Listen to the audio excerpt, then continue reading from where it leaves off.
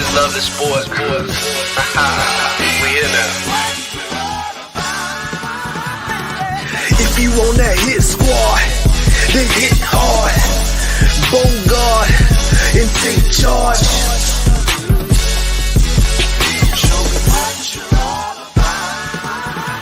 If you got accuracy to beat the QB, then let me see you throw it deep.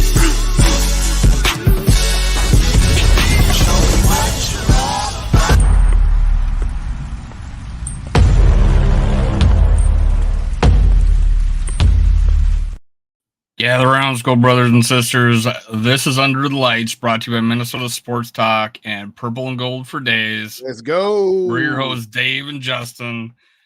Fresh off a juggernaut win, 30-0 I'll go with the line I win in my reaction. over the Las Vegas Raiders. Right.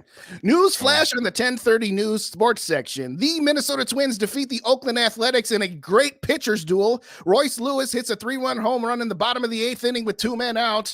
And the Twins closer, whoever he is, comes in the 9th inning because it was a baseball game.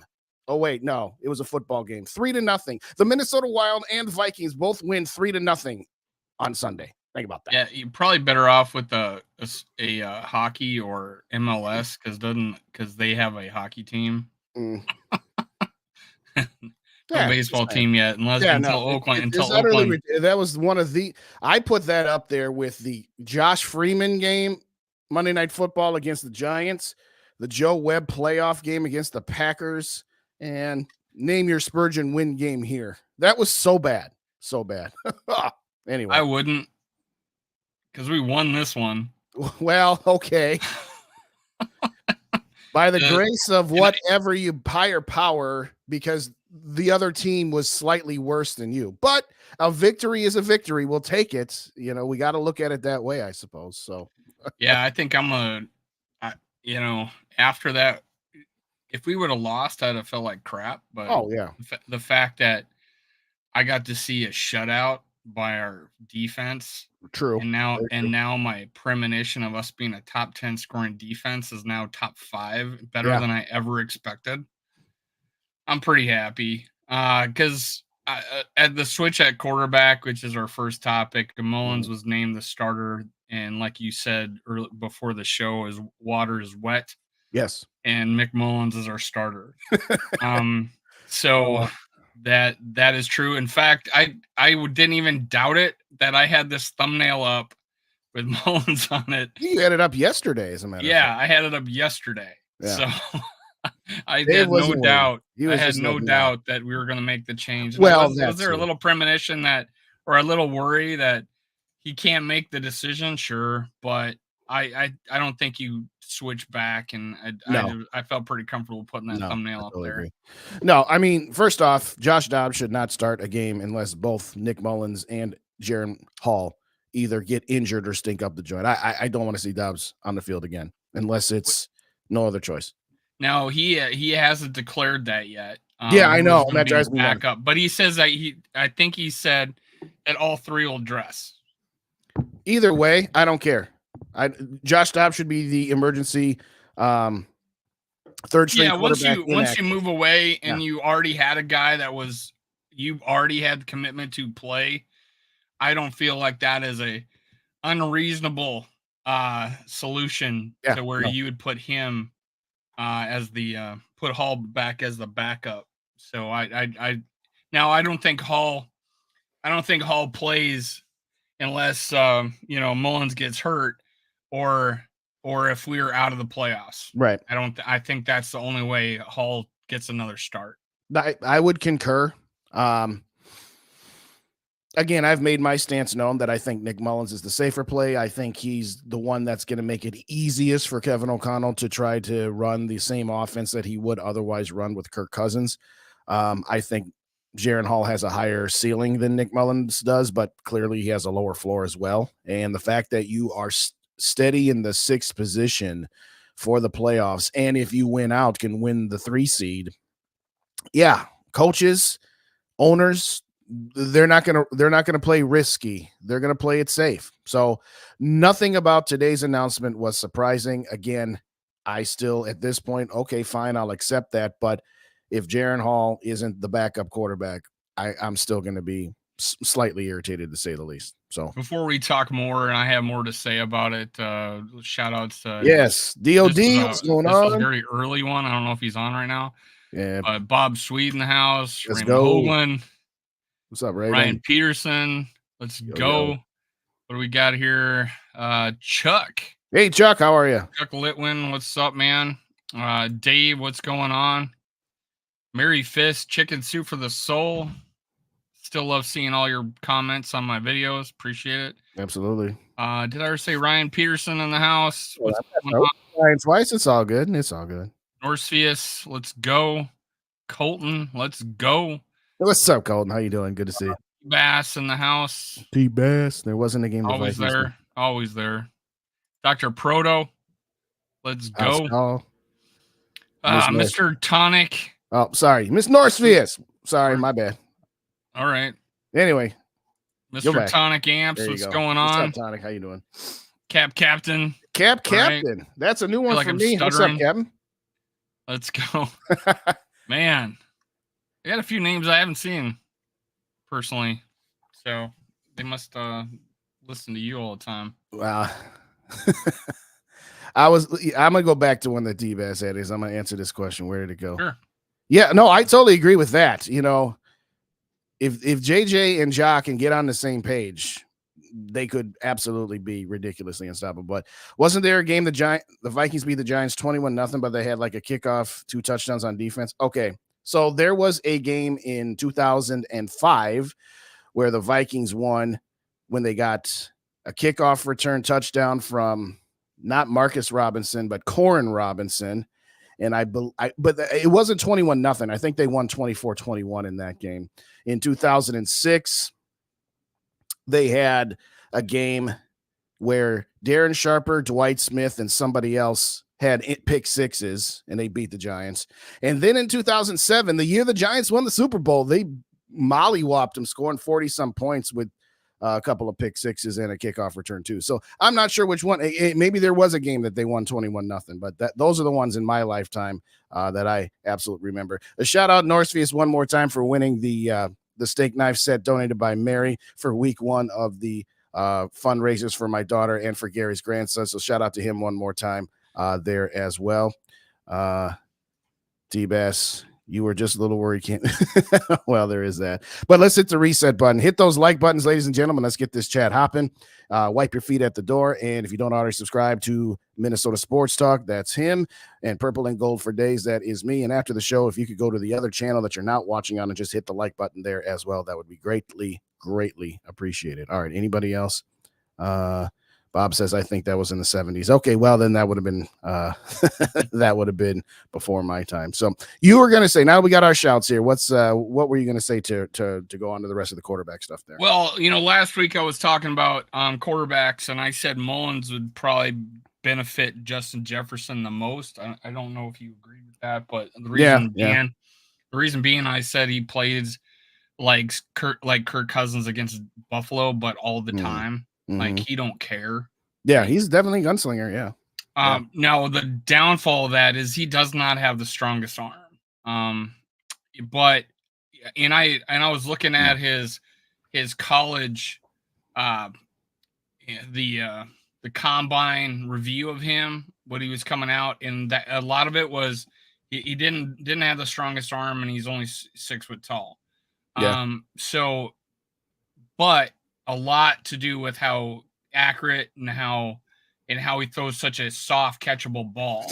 And you could and then the other thing was footwork. He was quick in play action, and you immediately saw his dropbacks in comparison to Josh Dobbs. Josh Dobbs were long, slow, and too deep on a regular basis. And I think our offensive line, who had struggled the past 2 weeks, had a lot to do with it. Honestly, I agree. Has a lot to do with it. And you immediately saw someone more comfortable in the pocket that didn't duck his eyes or look to run. And, Nick Mullens came in and the offense looked immediately better. Yeah. It just did. I mean, that typically happens if the starter struggles and you put in a backup, it re-energizes everybody. I remember 1999 after Randall Cunningham was down, I think 19-0 to the Detroit Lions. And that's when they put Jeff George in, and you could just see, like, okay, it's good. Totally different circumstances when you're talking about Cunningham to George, slightly more talented than Dobbs and Mullens. But to your point, yeah, I agree. The first couple of games in Atlanta and at home against the Saints, you had the element of surprise. Second, people started seeing, all right, what does this guy do? Oh, yeah, he runs around. You keep him in the pocket, he's got nothing for you. I mean, he was airmailing guys left and right, even when he did have time. So to your point about the offensive line, I totally agree. Got a lot of injuries, which we'll get to in our third segment. But my, oh my, you could absolutely tell the difference there. Absolutely. Totally agree. In the drop balls, but honestly, I'm going to put part of that on Josh Dobbs because Mullens and Cousins, and I saw that Hall, they throw with anticipation. Yeah. Like they won't, Dobbs throws to the open guy. Those guys throw to the place where they're going to be open. That's what I'm saying. And that's why holding onto the ball and is needing to run happens is because he doesn't necessarily throw to the open where the guy's going to be open. And that's why I think Jordan Addison's production has been down.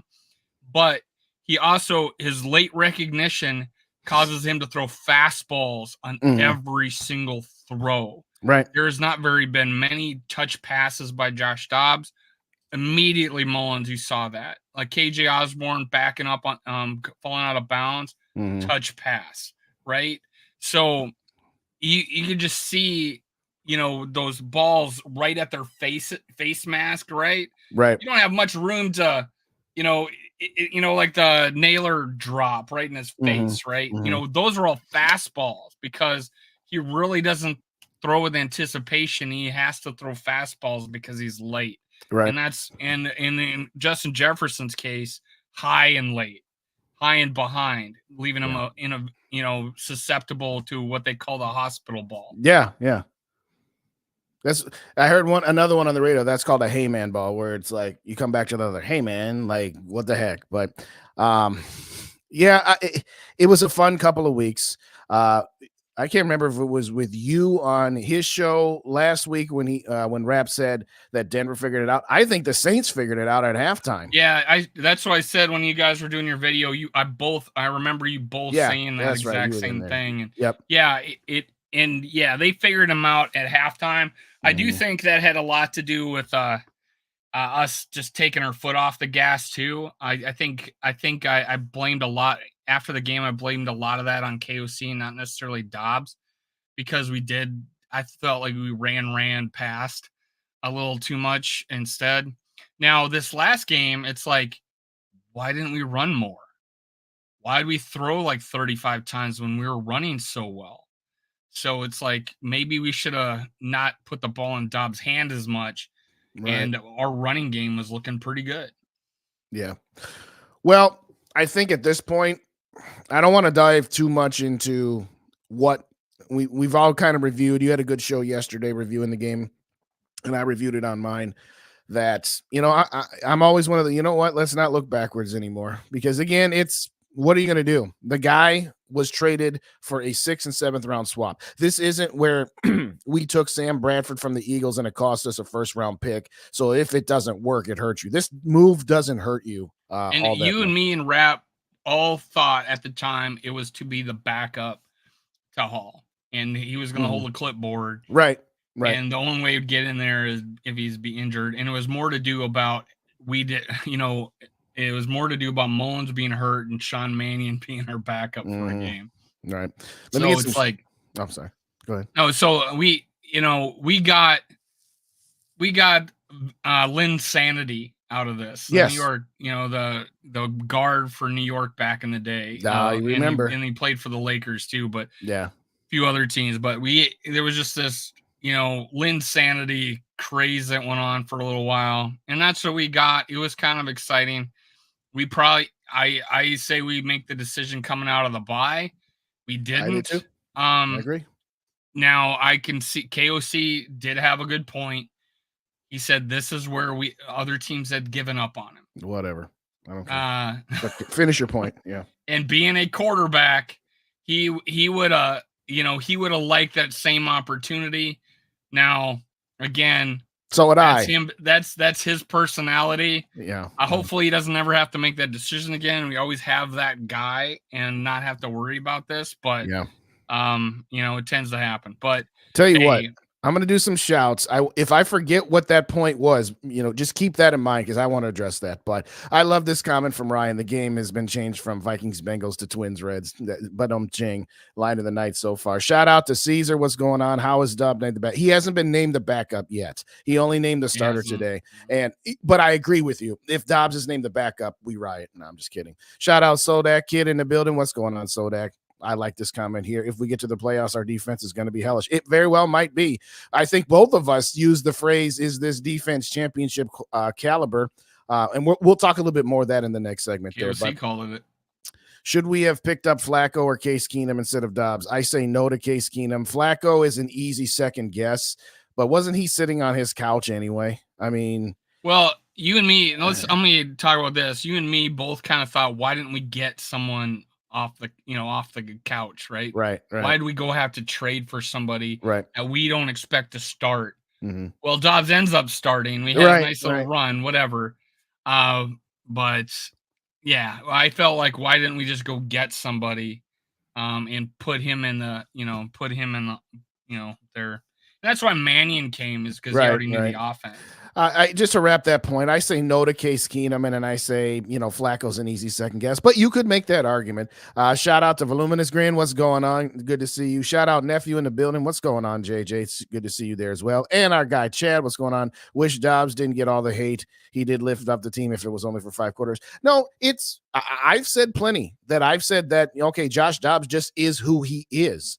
And what the reasonable expectations would have been for him, he probably met those expectations. He probably exceeded them a little bit in his first 2 games, which then caused us to raise our expectations. But no, I've said a lot of this is on KOC. Now, that doesn't mean that it's all on KOC, because he has called some plays that Josh Dobbs has missed, but I still say at some point you should be able to see that I'm calling an offense and the offense is producing opportunities for me to move the ball, but the quarterback I have in there is not capable of completing those passes. To your point a minute ago, KOC has always been a touch too loyal for my liking. Last year was Ed Donahoe. Earlier this season, we were talking about Alexander Madison. I get it. He was the quarterback that didn't make it and was relegated to be a career backup, and he never got his big shot again. That's great that you want to give a guy a chance. That's great. But you had given him a chance. It's not about one guy. And I said it last night on my show. He probably sees a lot of himself in Josh Dobbs, like just wanting one guy to give him one more chance. 4-5, so well, aside from right, I'm talking about the clearly not that. But and I'm just like, yeah, that's all well and good. That's great. But you're not a guidance counselor at a high school. You're a head football coach in the NFL. You do what is best for your team's success. There are how many? I don't know if it's 26 and 26 with a couple special team guys. That defense deserved way better than what they got. You only got that win, and you only got away with it because you were playing the dog butt Oakland Raiders. So let's just be clear on that. We'll get to the defense next. I keep saying that, but just wanted to get a few shouts in and address some of those points. But I agree, T-Bass. Nobody hates him. It's just he's really not all that good. I don't see anybody that was hating on Dobbs other than right. Just Shout out Ramon. Shout out Ramon. How are you? Crazy people that hate everybody. Yeah, that too. Shout out Gary in the building. What's going on, Gary? Thanks again for joining, as always. Ramon says it's a gamble with who we got. I still dig the Dobbs story. At least he still has. Well, yeah, sure. But at this point, it's pretty clear that he cannot run KOC's offense. He can't. Now, how much you put on him and how much you put on KOC, I don't know. But at the end of the day, it was a nice run. And as I said, time to look forward. No point in looking back. One more shout real quick. We got our guy in the zone in the house. What's going on? And we got my guy, Joey. What's going on? KOC still had as wide receiver. I don't know what you're trying to say. Oh, yeah. Talking about Addison. I get you. All right. Your next point. Go ahead. Well, I don't know. But we switched the defense, or we switched the offense a little. We we added plays for Dobbs, and he didn't Mhm. execute on them. Right. Like we had these, these option plays for him, Right. and they didn't work. And I don't think it's because I don't know. He couldn't do it. And he wasn't able to shine. I think there was a play. Oh, there was definitely a play. The weak side, because they had a strong side and they had a two receivers set on their right side, and they had a receiver on the left running a post. That dude was open. Dobbs didn't throw it, and that has to be thrown. It would have been a 30, 35 yards in the air. He was so wide open. Yeah. And he wasn't looking. It wasn't looking for it. He just doesn't have that skill set. He's a nice raw athlete, and that's pretty much it. So yeah, I mean, and I think that was the play that because I think he ducked and run, and a guy was open on the post on the backside, and I think that's the one where KOC just threw up his hands and started yelling at him. And, well, I think that was the same play, and that's kind of my point. If you're getting to that point, and I think it was in the second quarter, or was in the third quarter. Do you remember? Say it was the third. All right, that's kind of my point. If you're doing that, that means you should be hooking the guy and putting in the other guy. That's all I'm going to say. Real quick, couple of shouts, real quick. We got Lemmy in the building. What's going on? Just saw how a desperate fan base to be relevant. We're the Sour Patch Kids. That's interesting. But anyway, shout out Rap. Speaking of Rap, and you know what? Let's hit the reset button. Hit those like buttons, ladies and gentlemen. And reminder that at 9 o'clock Eastern, 8 o'clock Central, over on Purple and Skull Media, we'll go live with Rap and our guy Dave. So head on over there after the show. Now, still on Mullens here. A little. We'll just segue to the defense, but 2017. Yeah, Casey Keenum, the best defense in the league, except on the Eagles game, which I don't know, they didn't show up. But now you have Mullens. Is he any worse than Casey Keenum? Well, oh boy, because that offensive line was pretty average. It was like ranked 17th in the league. And I don't know. I mean, again, we're talking about we had some weapons, but right now we have weapons. Yeah, I don't know. Again, to me, it is what it is at this point. And that's what I'm saying. We have a puncher's chance with a defense as good as we have. It's just gotten better, and ever since the fourth game of the season, because that Chargers game, I was doing a video saying, did we buy a bill of goods getting Brian Flores the way they played against the Chargers, and then ever since then they have now been the best defense in the league in a lot of advanced metrics. And you throw out those first three games, they're the best defense in the league in a lot of cases. So just the way they've been playing as of late, they have a good stretch of games. It's not a minute sample size. It's a how well they played against KC, how well they played against San Francisco. We have a defense, and you can't tell me that we don't have offensive weapons. So throw a competent quarterback behind the wheel with that type of defense. And God, if we, God forbid we win the division, because that Lions schedule is tough. Right. We can even win the division with a 3-1 record and them having a 1-3 record. It would require them to beat us once and lose the other 3 games. But each team they play are a winning team. 7-6 Denver, 10-3 Cowboys, and we're 7-6. So we control our destiny, and that's all we can ask, right? And that defense can travel. So right. Give me a competent offense. Give me a defense that holds somebody under 20 points a game, and let's roll the dice. Right. That's what I like. Now, keep in mind, we're not San Francisco right now. We're not Dallas right now. But here's a point too. The Eagles have a plus 21 point differential. We have a plus 24. Does that mean the Eagles are frauds? No, they were. That's what we were called all last year. Point Yeah, differential, okay, point yeah, differential. but last year the Vikings weren't coming off a 3-point loss to Mahomes in the Super Bowl. That's they have a little bit more equity than the Vikings did last year. The Vikings last year were coming off of what 8 and 9 and I firing know. the I was vote. told point differential means everything. Okay, there's context. There's context, and that we'll just leave it at that. Let me get some shouts. We got Gary Olson in the building. What's going on? We got Double Gary. We got Anthony in the building. What's going on? We got my guy Nano Joe. Ain't seen Nano. Yeah, we're gonna get curb stomped in the first round. I guess it would depend on who we play. Just to your point about this defense. Right now, we'd be playing the Lions, and they just lost to the Bears. Well, so did would we get curb stomped by the Lions? I don't know. Kind of depends on which line team show up. But yeah, I think if we win this division, you're going to face either Green Bay, Detroit, and maybe the Rams and maybe the Seahawks. If you win the division, you'll be hosting one of those 4 teams. If you don't win the division, you're either going to be going on the road to either the Lions or whoever wins the division between Dallas and Philly, because I think San Francisco is just going to get that 1 seed, and that's going to be all there is to it. Yeah, but I think it's the Lions. No matter, I don't think we'd play anybody else. I don't think. No, yeah, if we fall to the 7 seed, we'd be playing a 2 seed. If we don't win the division, I mean, I'm talking about 6 seed.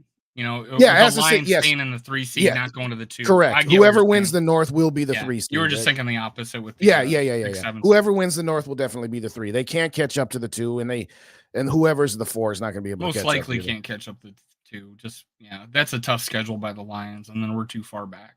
Yeah. So having said all that, I mean, it depends on who you match up with. I mean, technically the Packers could still win this division if both Detroit and Minnesota falter. It's highly unlikely, but they're only a game back, and I'm just saying. But anyway, moving on. Game back of us. They're 3 games back of the Lions. Well, if the Lions lose to the Broncos and to us twice in Dallas, they could very easily go 1-3 or 0-4, like you said just a moment ago. But the Lions would then lose to us, so we would then win the division.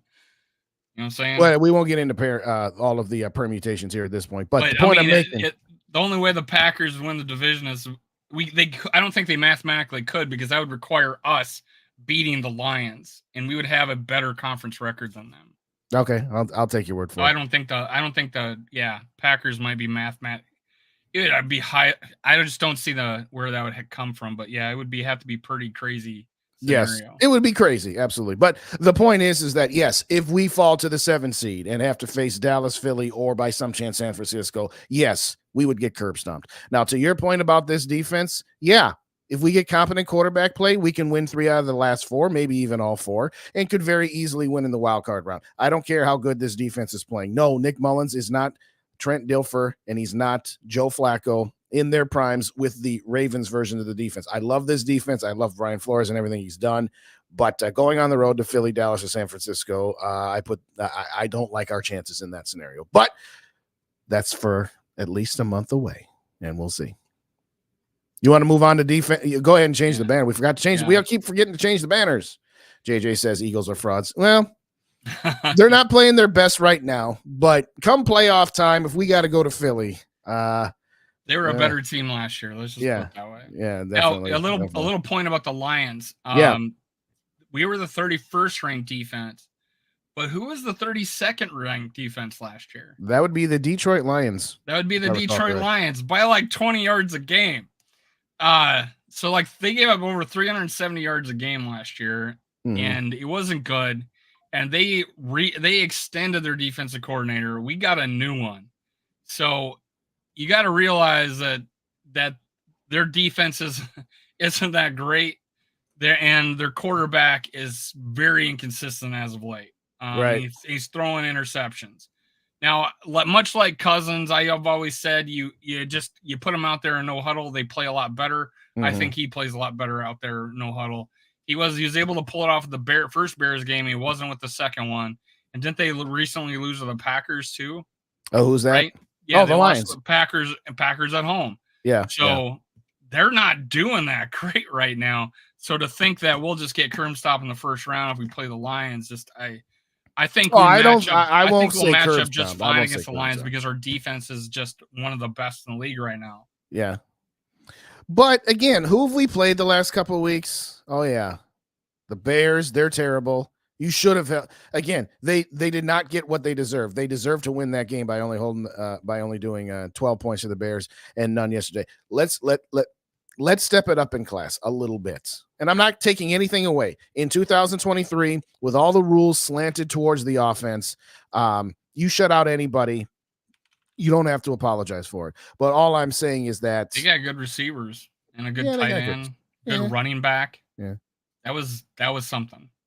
It absolutely was. Don't get me wrong. I'm not saying it like that. I'm just saying that if we're going to talk about doing damage in the playoffs, that's a step up in class is all I'm saying. But anyway, anything else you want to talk about specifically on the defense? Pace Gang, Ivan Pace, Josh Metellus, Cam Bynum, DJ Wanham got in the action again. DJ Wanham just kind of got one handed to him. But at the end of the day, hey, they all still count. I'm done with that particular portion. But anything specific on the defense you want to get into here? Well, just even with before we beat the Bears the first time. Yeah. They scored 28 and 40, and I think Fields threw like 8 touchdowns. Mm-hmm. And then before we lost to them, or before we lost to them and only scored 10 points, they scored 26 the week before us to the Lions. They lost the Lions, but they scored 26 points against them. Mm-hmm. So it's not like they probably have more points per game than us, the Bears. And so the fact that our defense only held them to 12, I think that's pretty good. Oh, absolutely. So I know it's a competition thing, but we were playing a team that scored 26 points the week before, and before we played them the first time, they scored 40.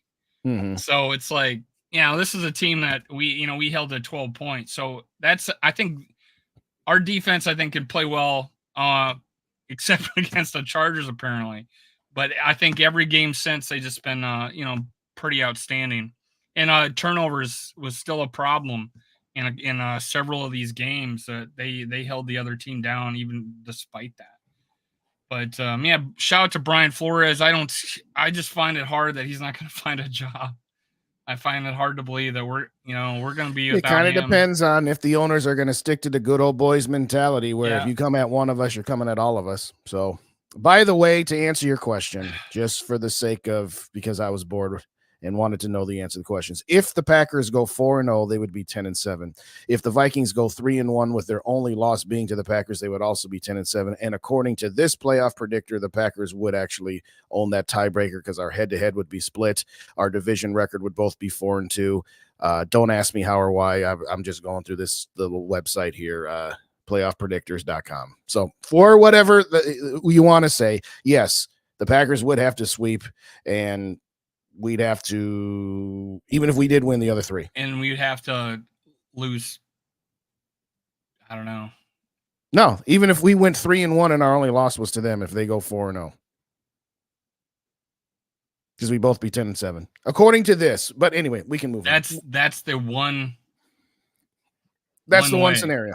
That's the one scenario. Yes. But I digress. Moving on. Okay. Let's hit the reset button. Hit those like buttons, ladies and gentlemen. If you're not already subscribed to both channels, hit us up with a subscribe. Shout out to James in the building. What's going on? Just like I needed the Vikings to win to give me hope, I really need the news I got today. It's not ALS. Probably need surgery on my neck and lumbar. Oh, wow. But ALS was officially ruled. Hey, all right. Oh, that's good. That's absolutely great. ALS is no joke, and good luck to you on James has possible surgeries. Yeah, has kidney replacements. Oh, okay. It ended his career in NASA as a NASA engineer.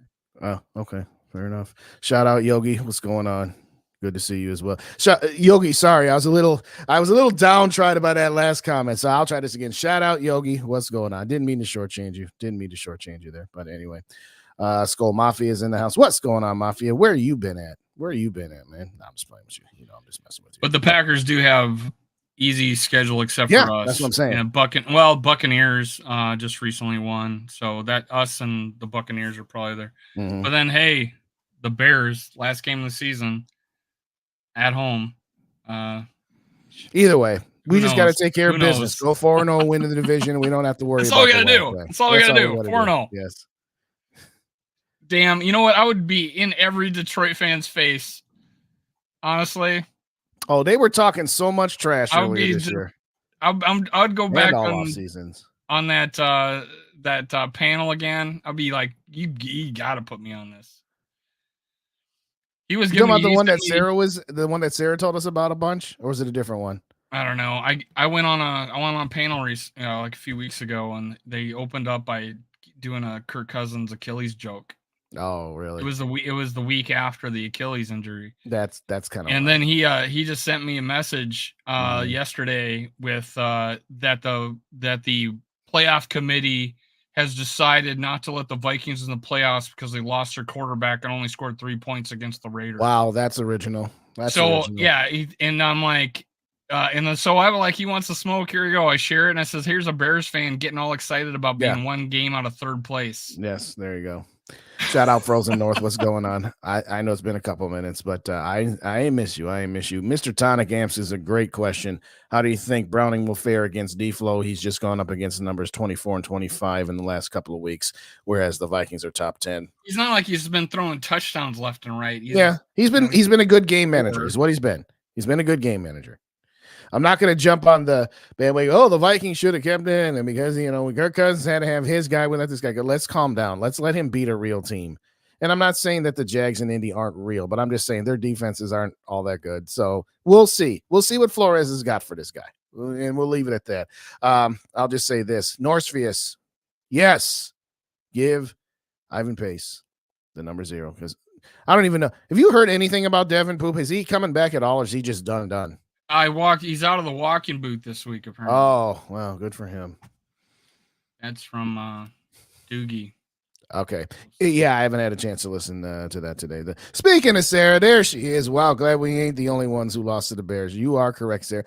Sarah, have you been over in that Lions chat on that show that you showed us in the offseason during training camp? I wonder how they're doing after this week. But shout out, Sarah. And by the way, hope you're feeling better as well. Hope you're still getting better after your little snafu with the car there. But let us know if you've been over in their chat. Anyway, yes, exactly. That's kind of crap. I bet they were. I bet. All right, let's see what T-Bass. After Rams, Seahawks, and Packers, Minnesota, it basically is a shoe-in. Yeah, they would have to royally screw it up, T-Bass. They would have to royally screw it up. Royally. So. Yeah, it's. I mean, we have so many tiebreaker. The only team we really have a worse situation against is if the Buccaneers come up and win every game. No, if the Buccaneers win every game, they'll take their division, so we don't have to worry about it. Well, I mean, yeah, they would. But, I mean, if we tie them in some capacity and they didn't win their division, they got the tiebreaker on us. That's the only team that's really got an advantage on us. Yeah, Pace is everything in a bag of chips. He's so slippery. He doesn't have great size, whatever, but I'll take his pluses any day. And there was a stat where he had they gave up 2 catches to their number 1 receiver. Names escapes me. Used to be a Packer. What's his name? Davante Adams. Davante Adams had 6 yards against Pace, and he had a pick. So perfect. That's great, man. This guy's been a heck of a find, and that was the thing. They said he wasn't going to be able to cover passes. But he played great in this last game all the way around. Yeah. I wouldn't be surprised that he didn't get NFC Defensive Player of the Week. Oh, he absolutely should. I'd be surprised if he didn't. He absolutely should. Uh-oh. I don't know about the other games, so there might have been. I don't care. There was no other game. Max Crosby had like 2 sacks, but no, I totally agree. That wasn't a loss. So. Shout out Swerve. What's going on? Good to see you. Thank you as always for coming. Let's see here. Vikes would have to steckle it. Okay, that's a good one. All right, Ramon, you just gave away your age, man. Oh, absolutely. Absolutely, Ramon. Do you have Facebook? Excuse me. Do you have a YouTube account? Because if you do, if you could hit us up on the YouTube page, with even just to hit the sub button, whether you watch on YouTube or Facebook, it's fine. Either way. But no, yeah, put the link to your group in the chat, and then we'll definitely, at least I will, but I'm guessing Dave will too. Absolutely. Yeah.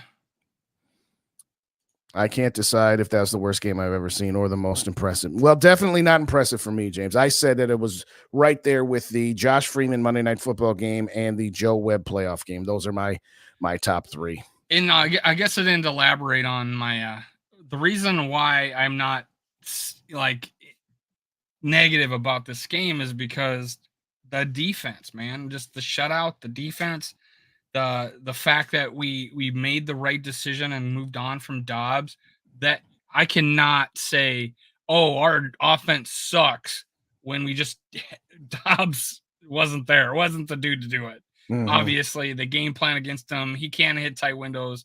His deep ball, obviously, in the Bears game wasn't the greatest. Right. Just there was, and he doesn't throw all the things that he doesn't do well.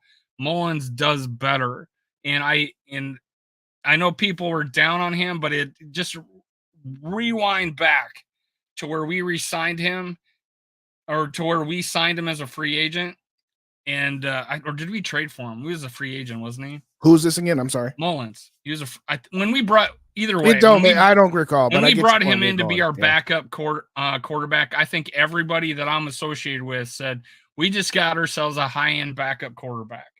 We probably have one of the better quarterback situations now in the league with Cousins and Mullens, and I felt that way. So when he came back, and we can move on to him, I wanted Hall only because I think in the future, and I think he was capable. But I think Mullens probably gives us the best chance to win. And right now with that defense, that's all I want now. Right. I mean, I can't bring Cousins back, so I got to just go with what we have. And on my whole thought process is we got weapons. Justin Jefferson, I believe, is going to play this week. I think believe it was just precautionary. Let's go ahead and move on over to injuries. I think we've got enough what we want from the defense there, since we're going to talk about that. But to Ramon, I put both of the channels into the Facebook chat for you there. And the only thing I'll say, Ramon, again, consume us however you want. But what I will say is, right now you're chatting with yourself. If you come on the YouTube page, you can interact with the other people. Yeah, we got 37 people in here, there man. You go. But there you go. So there you go. But in all seriousness, injuries, yes, let's start with JJ. I think he's going to play. I think, number one, he was itching to get back in before. I said this on Monday. I'm starting to believe the conspiracy that it was the Vikings that held him back, that if their bye week had been earlier and that they weren't trying to, get to the finish line of the bye week, that he probably would have played sooner. But again, neither here nor there. Again, yeah, for me, it was like, hey, they activate him the day after the game, right? A day after the Bears game. I'm like, come on, man. That means he could have played in the Bears game. So. And we would be feeling a lot more comfortable. I think JJ's rearing to get out there with somebody who's not going to hang him out to dry. Yeah. Well, there you go. Well, I won't talk about another show, but yeah. No, go ahead. Who cares? That's fine. Well, I started listening to Score North again. And they were talking about maybe and of course they go into, hey, if we're going to lose all 4 games, we'll be like a 10th spot in the playoffs, and how much that more valuable that is than us just barely making the playoffs. What show was that? Justin Jefferson should GM or Justin Jefferson's agent should be talking to him about, hey, maybe your hamstring is not healed and you should sit out the rest of the season, even though 1,000 yards means a lot to you. But they all agreed that nothing was going to happen. That Justin Jefferson wouldn't do that. He would go on and play. I'm going to go back to this puncher's chance, defense, all these offensive weapons. We just need a guy that can deliver the ball, and and we're running the ball better. We ran the ball pretty good against the Bears. We just didn't do it that often. 2 games in a row, Madison has over 5 yards and over 6 yards a carry. Yeah. So it's like finally, he's being consistent, and it would all been good if he didn't fumble against what game it was, Denver, and he had a good game there too. Mm-hmm. So it's like, he is playing better. We are having a running game now, so we got a lot of good things going for us. And I think Mullens can. Let me ask you this: you think Mullens can, have a 3-touchdown game and our offense scored 27 points? Oh, sure. Absolutely. Our defense can hold people underneath that. So let's go. Yeah, I said at the beginning of the show, I think with Nick Mullens, if this defense goes, you're not going to be at the same level as you would have been with Kirk Cousins, obviously. Do I think that they can do enough to go 3-1 or 4-0 to get into the playoffs? Yes. Do I think that they could give themselves a very good chance of winning a wild card game under these conditions? Yes. Do I think it pretty much ends there? Probably. So, but which show and what? Hold lost their quarterback in a game, and their backup came in and was trash, and and then the Eagles just walk into the Super Bowl, right? So anything could happen, right? Sure, anything. Now I got to ask you, what day and which show was it that you were referring to this conversation? It was today. All right, I haven't listened to it yet today. Yeah, I mean it's one of those things where he's like Mackey likes to stir it up, and brought in the advantages of going 0-4 the rest of the season. Yeah, there's a handful of advantages, and at this point, those advantages do not outweigh the handful of advantages of making the playoffs and seeing what you got. That argument, long ships has sailed. That argument was done the day they beat San Francisco. If they had lost to San Francisco and been 2-5, then that conversation is absolutely worth having, and it would be on the other side. And I said that for 2 weeks. You didn't take me up on a bet where I would have had to pay you whatever you had named because you weren't as confident in him. And that's fine. But yeah, that ship has sailed about what's better for at this point. At this point, with 4 games left, I didn't want my co-host to bet on the team losing. That's on me then. That ain't on you. Anyway, I didn't want to have to every day about or every week talk about how you were losing this bet and you were betting on the Vikings to lose. Hey, you know what? That's called motivating. I don't bring it up. You bring it up. No, that's fine. I motivated him. James, to your point about my 3, you're right. We didn't win those other 2 games. You are absolutely correct. Shout out Norseys for the $2 super chat. Green Dot as a UDFA rook. Pace gang. Let's bleeping go. Totally agree with you, Norseys. Totally agree. But shout out for you on the $2 dono. Appreciate that. Okay, yeah, let's move on. Yeah, we're not giving him the I know. Straight cash, homie. Here you go. Straight cash, homie. Straight cash. Yeah, yes. Cash, homie. Straight cash, homie. Straight cash, homie. We traded a pick with the yeah. That's right. That's right. That is correct. Thank you, Sarah. Okay, I thought we traded for him. Yep, no, that's a good point. Funny that Mullens beat his whole team. Well, yes, there you go. I have no idea what you're saying, Zoe. I have no idea what you're saying, but I digress. Tonight. Thank you, Mr. Tonic. I appreciate you. It must mean he's celebrating. Yes, absolutely. Let's see. Hey, wouldn't you like to be Mullens right now? Like it's your dream. You got this. You got Justin Jefferson, Jordan Addison, TJ Hawkinson to throw to. Something you never had before. I mean, this guy broke Brett Favre's college record. That means at his alma mater. That's how he was decent in college. He had like 38 touchdowns one season, and this is for USM, Southern Miss University of Southern Miss. So I mean, he has college chops. He came in the league with some deficiencies, 6 foot, not a strong arm. So I mean, this guy was an accomplished quarterback coming into the league, and he's thrown some big time blowouts. And he had 5 victories. You don't get, it's quarterback stat, right? Victories. Well, he doesn't get this last game. Dobbs gets that one because he started the game. Right. Unfortunately, that is the case. T-Bass, I'm not sure where you're going. I agree that was not a dirty hit on Justin Jefferson. So I don't know if I missed a comment somebody said out there, but I'll just address it. Yeah. No, that was not a dirty hit. That last night too. That's not a dirty hit. I question why. And yes, Bob, defensive backs don't wrap people up and they throw shoulders, though. You know what I'm saying? Well, I'll say this: there was a play in the game last night, because he threw a shoulder into his back. Yeah, and he didn't wrap him up. No, doesn't have to. He's trying to knock the ball away. I mean, that's football. If that was Harrison Smith against somebody else, would we be saying that's a dirty hit by Harrison Smith? No, we'd be saying that's football. I didn't say it was a dirty hit either. I just the way the league is, teaching wrapping up, things like that, that it was a shoulder to the, to the back, to the kidney area. Right. So it's like, but we all can agree that hit on Naylor was bullshit. Now that one, yes. That should have been called. That was a headshot. Such bullshit. Absolutely. All right, And that's what he got pulled out of the game later because of that, and that's where the concussion came from. Because they pulled the other guy that hit him out, too. So they pulled both of them out, and then Naylor is out with in protocol, concussion protocol.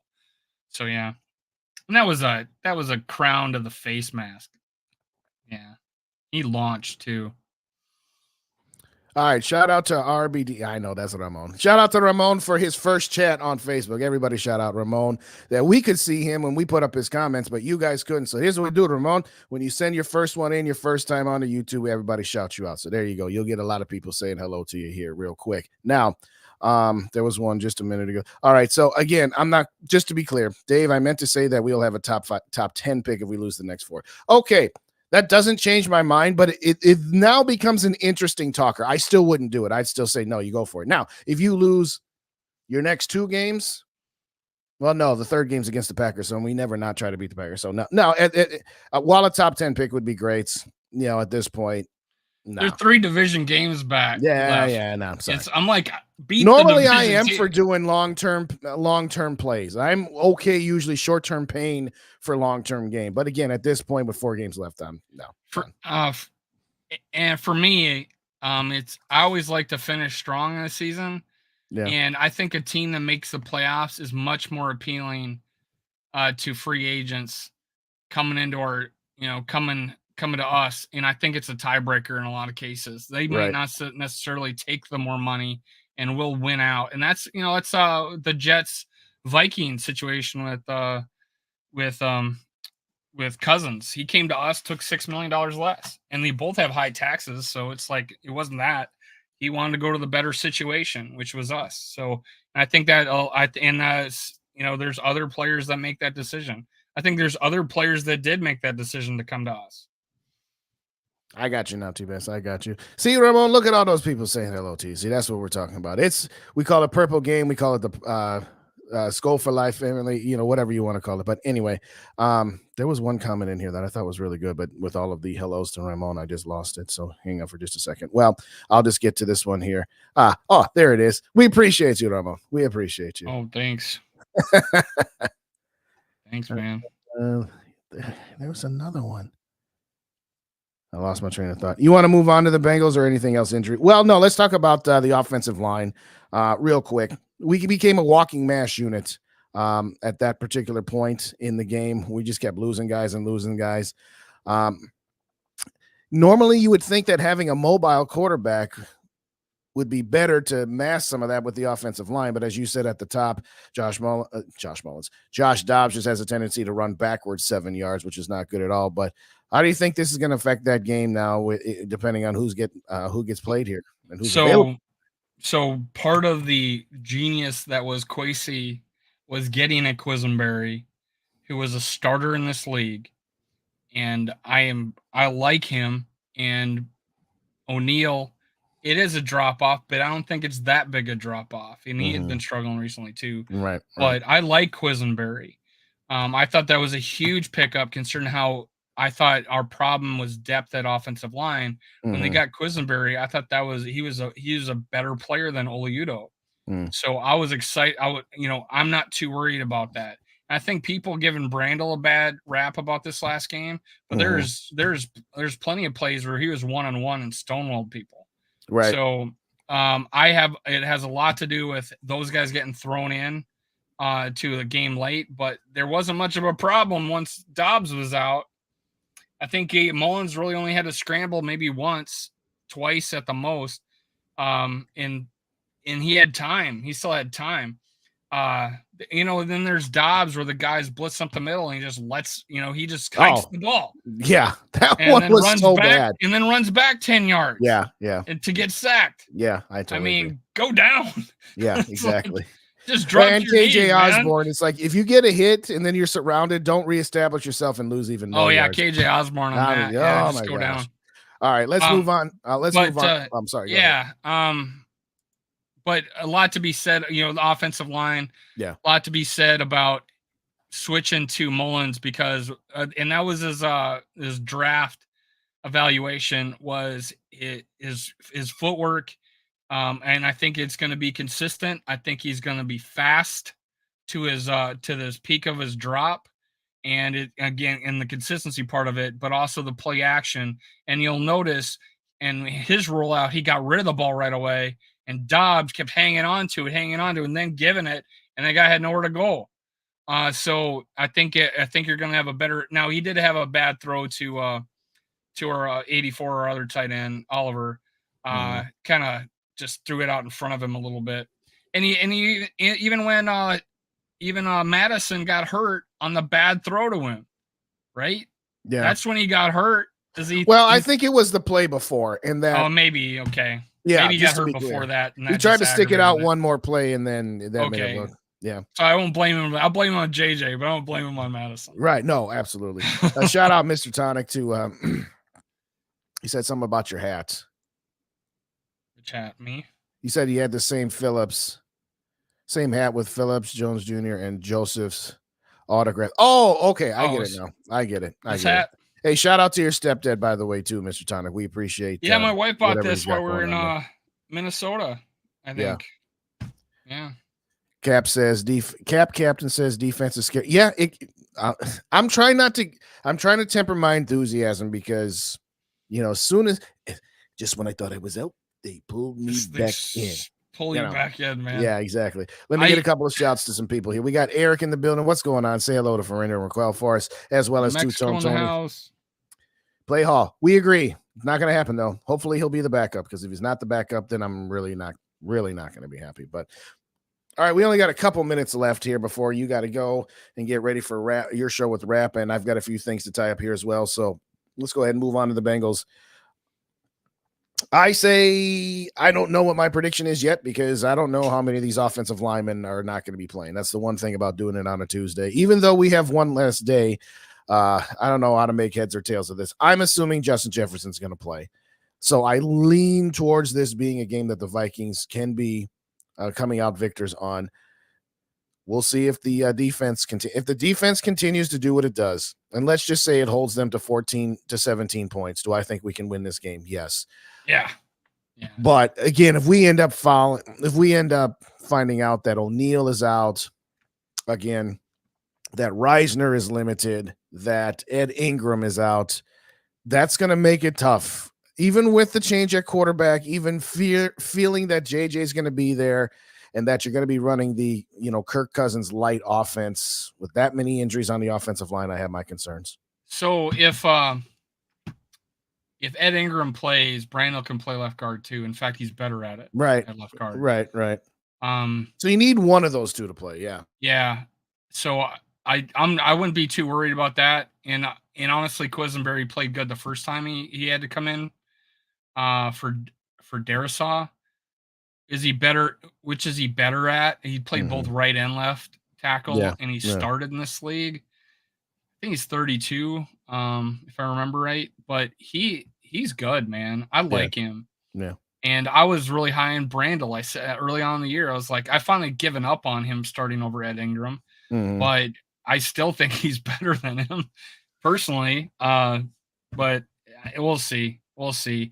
Honestly, the pass blocking from Brandel is going to be better than Ed Ingram's pass blocking. Just him and Reisner kind of have the same blocking ability when it comes to the independent hands and reading and being able to react to like a stunt. So I think he's in Ed Ingram's that is not his strength, is reading where that blitzer or that stunt's coming from. So I'm not too worried about, honestly, I'm not too worried about it. If it was Darisaw down and O'Neal down, I'm like, oh shit. All right. But I don't think there's a big drop off in our offensive interior to our backups. I'm just a little higher on those guys as much. People may think I'm Pollyanna about it, but I honestly, when I saw Brandel play and when we got,